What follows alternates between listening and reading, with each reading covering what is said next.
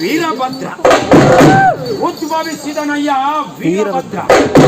ಹುಟ್ಟಿದ ಆರ್ಭಟಕ್ಕೆ ಚುಕ್ಕೆಗಳು ಚದುರಿದವು. ಅಷ್ಟದಿಕ್ಪಾಲಕರು ಅಲ್ಲೋಲ ಕಲ್ಲೋಲವನ್ನೇ ಗೈದರು. 7 ಸಮುದ್ರಗಳೇ ಉಕ್ಕಲಾರ್ಬಡಿಸಿದವು. ಬೆಟ್ಟಗುಡ್ಡಗಳು ತಾತ್ತಾಡಿದವು. ಭೂಮಿಯು ಕಂಪಿಸಿತು.